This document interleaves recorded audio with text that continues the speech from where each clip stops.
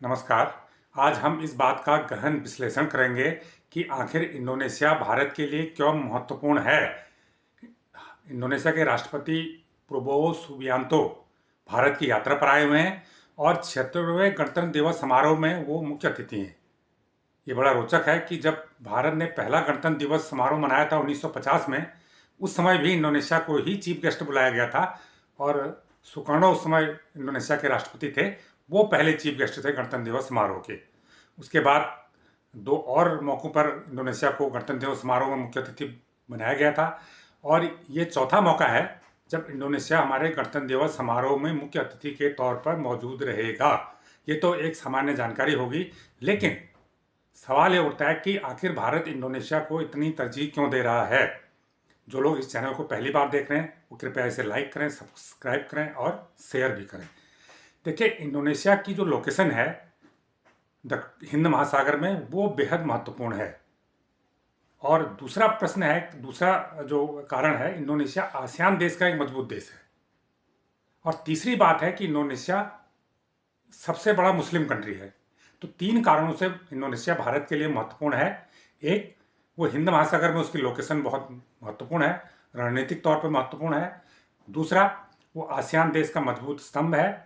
तीसरा, वो सबसे बड़ा मुस्लिम देश है। तो अब इन तीन बातों से भारत के हित कैसे सधते हैं। देखिए, हिंद महासागर में हमारी भारत की सबसे बड़ी चुनौती क्या है? हमारी चुनौती चीन है। चीन हिंद महासागर में और जो प्रशांत महासागर का हिस्सा है, जिसे दक्षिण का हिस्सा है, दक्षिणी चीन सागर भी बोलते हैं उसे, उस एरिया में चीन की जबरदस्त दादागिरी चल रही है और चीन ने अपने जंगी पोत तैनात कर लिए हैं। वहाँ पर जो छोटे छोटे देश हैं, इंडोनेशिया, फिलीपींस, वियतनाम, इन देशों को वो परेशान भी कर रहा है। तो चीन ने उस एरिया में अपना इतना तामझाम फैला लिया है, लगातार चीन उस एरिया में समुद्री क्षेत्र में अपने को मजबूत कर रहा है। तो ये भारत की सुरक्षा के लिए खतरा है और भारत को इस पर सतर्क है। भारत इस पर बहुत चेत गया है, भारत इस पर सतर्क है। और भारत अपनी रणनीति के तहत खुद को तो अपनी नौसेना को मजबूत कर ही रहा है, लेकिन जो हिंद महासागर में इस तरह के जो देश हैं, जो छोटे छोटे देश हैं और जो चीन से परेशान भी हैं, उनको साथ लेकर भारत चीन की घेराबंदी कर रहा है। इसलिए आपने देखा होगा, इधर भारत ने आसियान देशों के साथ अपने संबंधों को बेहद मजबूत किया है। अभी हाल में सिंगापुर के राष्ट्रपति भी भारत की यात्रा पर आए थे। सिंगापुर भी एक आसियान का देश है और इसी एरिया में बसा हुआ देश है। तो अब इंडोनेशिया को बाहर बुलाया गया, इंडोनेशिया के राष्ट्रपति को आमंत्रित किया गया चीफ गेस्ट के तौर पर। उन्हें बहुत बड़ा सम्मान भारत ने दिया है और मोदी सरकार ने दिया है। जिस सरकार पर हिंदुवादी होने का आरोप लगाए हैं, वो सबसे बड़े मुस्लिम कंट्री के राष्ट्रपति को गणतंत्र दिवस समारोह के चीफ गेस्ट के तौर पर बुला रहे हैं। तो जरूर इसके पीछे कोई रणनीति है। तो पहली बात तो यह है कि जो हिंद महासागर में बसे देश हैं और इंडोनेशिया समेत, उनसे भारत अपने रिश्ते मजबूत कर रहा है, उनसे अपने रक्षा संबंध मजबूत कर रहा है। और इंडोनेशिया को भारत ब्रह्मोस मिसाइल भी बेचने जा रहा है। ब्रह्मोस मिसाइल एक मीडियम रेंज की मिसाइल है, क्रूज मिसाइल है। ये एंटी शिप मिसाइल है। इस मिसाइल से किसी शिप को ध्वस्त किया जा सकता है। तो ये मिसाइल अभी तक भारत ने फिलीपींस को दी है। फिलीपींस भी हिंद महासागर का ही देश है, आसियान का देश है और जिसके चीन से सबसे करीब है। तो चीन के उससे सबसे ज़्यादा झगड़े फिलीपींस से होते रहते हैं और फिलीपींस का आरोप है कि वो चीन की पोत जो है उसके एरिया में घुस आते हैं, यहाँ तक कि उन्हें मछली तक नहीं पकड़ने देते। तो फिलीपींस को भारत ने ब्रह्मोस मिसाइल दे दी है। अब इंडोनेशिया को ब्रह्मोस मिसाइल देने जा रहा है। ब्रह्मोस मिसाइल भारत में बन रही है और ये भारत और रशिया का ज्वाइंट वेंचर है। ये मिसाइल 290 किलोमीटर दूरी से हमले कर सकती है। इसको चाहो आप हवाई जहाज से, जो इसे लड़ाकू विमान से भी दागा जा सकता है, इसे ज़मीन से भी दागा जा सकता है, इसे शिप से भी दागा जा सकता है, जंगी पोत से भी इसे दागा जा सकता है। तो परफेक्ट मिसाइल है और बहुत तेज ये हमला करती है, इसकी गति बहुत तेज है और 290 किलोमीटर तक ये वार कर सकती है। तो इंडोनेशिया को भी ये मिसाइल दी जा रही है, बातचीत हो चुकी है। हो सकता है इसी जो यात्रा के दौरान इसकी घोषणा भी हो जाए कि भारत इंडोनेशिया को मिसाइल बेचेगा। तो इससे क्या फ़ायदा है? इंडोनेशिया, फिलीपींस और भी देश इस मिसाइल को लेना चाह रहे हैं। वियतनाम भी लेना चाह रहा है, मलेशिया भी लेना चाह रहा है, थाईलैंड भी लेना चाह रहा है। ये देश भी इसी हिंद महासागर में है, आसियान कंट्री है। तो ये देश भी सब चीन से परेशान है। तो इस मिसाइल के जरिए वो अपनी जो डिटरेंस क्षमता है, अपनी जो वो आत्मरक्षा की स्थिति है, उसको मजबूत करना चाहते हैं। अगर चीन के शिप उनके एरिया में घुसेंगे तो वो अपने देश से ही इस मिसाइल को दागकर चीन के शिप को नष्ट कर सकते हैं, चीन के जंगी पोतों को नष्ट कर सकते हैं। तो इससे उनकी आत्मरक्षा की जो ताकत है वो बढ़ेगी। तो एक तो भारत के रक्षा संबंध बढ़ने से ये फायदा हुआ कि ये जो देश हैं इनको भारत रक्षा के रूप में मजबूत कर रहा है ताकि वो चीन से मुकाबला कर सकें। और अभी कभी ऐसा होता है कि भारत और चीन के बीच टकराव होता है तो इन देशों से अच्छे संबंध हमारे काम आएंगे, इन देशों की मदद से हम चीन को काउंटर कर सकेंगे। तो पहला लक्ष्य तो ये है। दूसरा ये है कि ये जो आसियान देशों में है, तो जैसे कि मैंने कहा कि आसियान देशों के बीच अगर भारत के संबंध मजबूत होंगे तो वो इमरजेंसी में काम आएंगे, आपात स्थिति में काम आएंगे। और दूसरा, इसके जरिए भारत अपने संबंध मजबूत करके आसियान देशों के साथ, इंडोनेशिया के साथ, मलेशिया के साथ, थाईलैंड के साथ, वियतनाम के साथ, फिलीपींस के साथ, सिंगापुर के साथ चीन को इस जोन में अलग थलग कर रहा है, चीन के खिलाफ माहौल बना रहा है। तो ये दूसरा फायदा है। तो चीन के खिलाफ माहौल बनाने में भारत सफल हुआ है। जितना ही भारत का दखल इन देशों में बढ़ेगा उतने ही चीन की वहाँ पर पकड़ कमजोर होगी। और चीन के इनके साथ विवाद भी हैं, हर देश के साथ छोटे छोटे विवाद भी हैं, और वही विवाद यही है कि चीन उनके एरिया में घुस आते हैं, चीन के सिर्फ।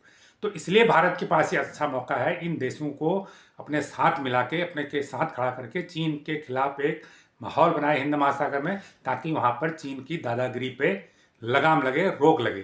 तो ये दूसरा कारण है। तीसरा कारण यह है कि इंडोनेशिया अगर आबादी के हिसाब से देखें दुनिया का चौथा बड़ा देश आबादी के बाद। पहला भारत है, दूसरा चीन है, और तीसरा अमेरिका है, उसके बाद इंडोनेशिया है। तो इंडोनेशिया चौथा बड़ी आबादी वाला देश है। लेकिन अगर मुस्लिम आबादी की बात करें तो इंडोनेशिया में 24 करोड़ मुस्लिम है। तो सबसे बड़ा मुस्लिम आबादी वाला देश है। और सबसे बड़े मुस्लिम आबादी वाले देश से दोस्ती करके भारत पाकिस्तान को भी संदेश दे रहा है कि तुम कट्टरपंथी की बात करते हो, कट्टरपंथ की बात करते हो, तुम हमेशा इस्लामिक कंट्रियों का अगुवा बनने की कोशिश करते हो, लेकिन तुम्हारी दाल नहीं गलने वाली। हमने न सिर्फ अरब देशों के साथ जो कट्टर मुस्लिम देश हैं उनके साथ अच्छे संबंध बनाए भारत ने, बल्कि जो सबसे बड़ा मुस्लिम आबादी वाला देश है इंडोनेशिया, उसके साथ भी भारत के गहरे संबंध हैं। तो ये संदेश इसमें पाकिस्तान के लिए है, जो पाकिस्तान मुस्लिम कंट्री होने की वजह से इस्लामिक देशों को एकजुट करता है और माइनॉरिटी के मुद्दे पर या कश्मीर के मुद्दे पर भारत के खिलाफ प्रोपेगेंडा करता है मुस्लिम देशों के बीच जाके। तो ऐसे में भारत का, चाहे वो अरब देश हो चाहे वो इंडोनेशिया हो, उनके साथ अच्छे संबंध बनाना, उनको एक मंच पे लाना, उनके साथ दोस्ती करना, तो ये पाकिस्तान के मुंह पे तमाचा है, पाकिस्तान के लिए कूटनीतिक संदेश है कि भारत की जो कूटनीति है वो एक अलग किस्म की है और वो सबको साथ लेके चलने की है। और जहां भारत के इंटरेस्ट होते हैं तो वहां भारत अपने संबंधों को मजबूत बनाए रखता है, वहां भारत अपने रिश्तों को मजबूत बनाए रखता है। और पाकिस्तान की दाल कहीं नहीं गलने वाली, ये संकेत पाकिस्तान के लिए भी है। तो इसलिए इंडोनेशिया के जो राष्ट्रपति सुबियांतो भारत की यात्रा पर आए हैं, ये काफ़ी महत्वपूर्ण है इन 3 कारणों से। और इसके अलावा भी ये 3 कारण तो हैं जो पर्दे के पीछे हैं, लेकिन जो और कारण हैं, इंडोनेशिया में भारतीय आबादी काफ़ी रहती है, वहाँ पर 1.5 लाख से ज़्यादा भारतीय मूल के लोग रहते हैं और करीब 20,000 भारतीय वहाँ पे काम करते हैं, ये भी एक संबंध है। इसके अलावा दोनों देशों के बीच कारोबार बहुत अच्छा चल रहा है, दोनों देशों के बीच बहुत अच्छा कारोबार है, भारत इंडोनेशिया में इन्वेस्ट भी कर रहा है, ये भी एक हमारे जो संबंध हैं वो मजबूत होने का है। सबसे बड़ी बात है कि भारत और इंडोनेशिया के जो सांस्कृतिक संबंध हैं वो 2000 साल से भी ज़्यादा पुराने हैं, और जो व्यापारिक संबंध हैं वो भी 2000 साल से ज़्यादा पुराने हैं। तो ये एक हिस्टोरिकल जो दोनों देशों के बीच एक बॉन्डिंग है वो भी एक महत्वपूर्ण है। फिर people to people connect, 1.5 lakh भारतीय वहाँ पे भारतीय मूल के लोग हैं और करीब 15-20 हज़ार लोग वहाँ पे काम कर रहे हैं भारतीय लोग, ये भी महत्वपूर्ण है। इसके अलावा जो पाम ऑयल हमें आयात होता है, हम भारत आयात करता है, तो पाम ऑयल का सबसे ज़्यादा आयात अभी भी इंडोनेशिया से होता है। तो पाम ऑयल एक वनस्पति तेल है जो खाने के लिए इस्तेमाल होता है भारत में। तो ये पाम ऑयल भारत इंडोनेशिया से आयात करता है, तो हमें एक तेल का बड़ा आयातक भी है। जबकि भारत इंडोनेशिया में काफ़ी इन्वेस्ट कर रहा है, चाहे वो मोटर वाहन में हो, चाहे वो बैंकिंग सेक्टर में हो, कई क्षेत्रों में भारत वहाँ पे इन्वेस्ट कर रहा है। हेल्थ केयर में है, हेल्थ केयर में भी इन्वेस्ट कर रहा है, तो काफ़ी वहाँ पर इन्वेस्ट भी कर रहा है। और अब चूँकि इंडोनेशिया भारत से ब्रह्मोस मिसाइल खरीद रहा है, तो इससे लगता है कि आगे और भी जो हथियार हैं भारत से वो खरीदेगा, क्योंकि भारत में मेक इन इंडिया के तहत बड़े पैमाने पर हथियारों का उत्पादन किया जा रहा है, सरकार के स्तर पर भी और निजी क्षेत्र के स्तर भी, प्राइवेट स्तर पर भी निजी उद्योग भी बड़े पैमाने पर हथियारों का निर्माण करना शुरू कर दिए हैं। लेकिन जब वो ज़रूरत से ज़्यादा हो जाएंगे तो ज़रूर निश्चित रूप से उन्हें बेचना होगा। तो हमें ऐसे में विदेशी खरीदार भी चाहिए जो हमारे हथियारों को खरीद सकें, और इससे भारत को बड़ा रेवेन्यू जनरेट होगा। आज अमेरिका, फ्रांस जैसे देश क्या करते हैं? हथियार बेच के तो पैसा कमा रहे हैं।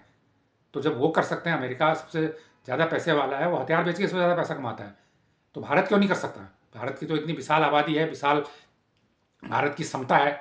और सबसे बड़ी बात है, जो जो रक्षा उपकरण अमेरिका में बनेंगे और जो भारत में बनेंगे, उनकी कीमतों में ज़मीन आसमान का फर्क होगा। तो भारत के उपकरणों के बिकने की संभावना ज़्यादा होगी।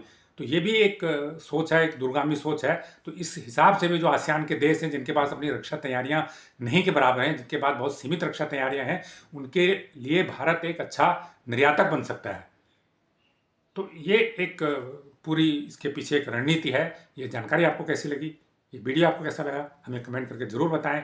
जो लोग इस चैनल को पहली बार देख रहे हैं वो इसको लाइक करें, सब्सक्राइब करें और शेयर भी करें। धन्यवाद।